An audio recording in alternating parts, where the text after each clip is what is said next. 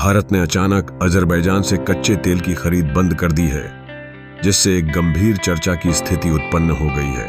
यह घटना न केवल आर्थिक दृष्टिकोण से महत्वपूर्ण है, बल्कि इसमें जियोपॉलिटिक्स का भी गहरा संबंध है। जब हम अजरबैजान की बात करते हैं तो यह एक छोटा देश है, लेकिन उसके पास तेल और गैस के विशाल भंडार हैं। सोकार अजरबैजान की सबसे बड़ी तेल कंपनी विश्व स्तर पर कच्चे तेल की आपूर्ति करती है, लेकिन अब भारत ने इस सप्लाई को पूरी तरह से रोकने का निर्णय लिया है। इस फैसले के पीछे कई कारण हैं। सबसे पहले शिपमेंट में देरी। सोकार ने भारत को तेल सप्लाई करने में कई बार देरी की, जिसके कारण भारतीय रिफाइनरियों को नुकसान उठाना पड़ा। इसके अलावा भारत को यह संदेह हुआ कि सोकार की ओर से दी गई कीमतें अंतर्राष्ट्रीय मानकों से ज्यादा थीं।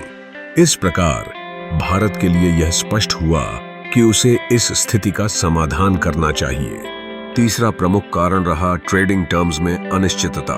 सोकार के साथ भारत के कुछ समझौते स्थायी नहीं थे, जिससे भविष्य की योजना बनाना कठिन हो गया। इन समस्याओं ने भारत को मजबूर किया कि वह एसओसीआर के साथ नए तेल सौदों को निलंबित कर दे। इसके चलते भारतीय कंपनियां जैसे इंडियन ऑयल, भारत पेट्रोलियम और हिंदुस्तान पेट्रोलियम ने अजरबैजान से कोई नया ऑर्डर नहीं दिया। भारत अब अन्य देशों की ओर रुख कर रहा है, जैसे रूस, जो डिस्काउंटेड प्राइस में तेल देता है, और सऊदी अरब, जो स्थिर आपूर्ति सुनिश्चित करता है। इसके साथ ही भारत यूएई और अमेरिका से भी अपने तेल स्रोतों को विविधता देने के प्रयासों में लगा हुआ है। भारत का यह निर्णय एसओसीआर जैसी कंपनियों के लिए एक बड़ा झटका है, क्योंकि भारत एक महत्वपूर्ण मार्केट है।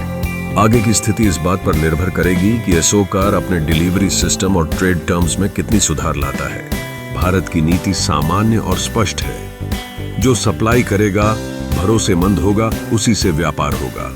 इसका सबसे बड़ा असर भविष्य के व्यापारिक संबंधों पर पुडीडी रहेगा, क्योंकि तेल अब केवल एक ईंधन नहीं, बल्कि आज की जियोपॉलिटिक्स का एक महत्वपूर्ण उपकरण बन चुका है।